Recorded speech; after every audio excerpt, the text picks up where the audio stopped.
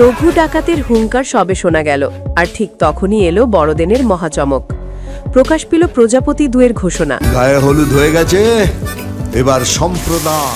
দেব এবং মিঠুন চক্রবর্তীর সুপারহিট জুটি আবার ফিরছে সিনেমার পর্দায়।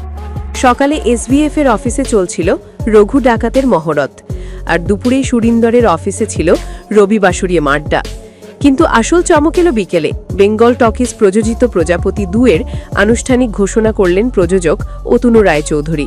সরাসরি সরস্বতী পুজোর দিন বাগদেবীর আরাধনার পরই ঘটল এই ঘোষণাটি। উপস্থিত ছিলেন পরিচালক অভিজিৎ সেন এবং চিত্রনাট্যকার লীনা গঙ্গোপাধ্যায়।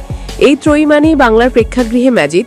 2022-এর বড়দিনে মুক্তি পেয়েছিল প্রজাপতি। দেব এবং মিঠুনের অসাধারণ কেমিস্ট্রি মন ছুঁয়ে গিয়েছিল দর্শকদের। ছবিতে বাবা ও ছেলের সম্পর্কের সূক্ষ্ম দিকগুলো তুলে ধরেছিলেন অভিজিৎ সেন, আর সেই গল্পে প্রাণ এনেছিলেন দেব মিঠুন।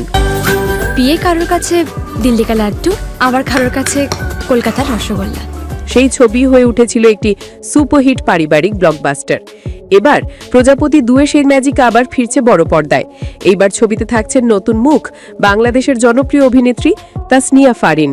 একটি গুরুত্বপূর্ণ চরিত্রে দেখা যাবে তাকে। শোনা যাচ্ছে ছবির শুটিং শুরু হবে এই বছরের জুন মাসে, আর ডিসেম্বরের বড়দিনেই মুক্তি পাবে প্রজাপতি 2। প্রথমে শোনা গিয়েছিল 19 নভেম্বর থেকে লন্ডনে শুরু হবে শুটিং, কিন্তু হাড় কাঁপানো ঠান্ডার কারণে সেই সময়সূচি কিছুটা পিছিয়ে দেওয়া হয়েছে। গত 3 বছর ধরেই বড়দিন মানেই দেব, অভিজিৎ, অতনুর কম্বিনেশন।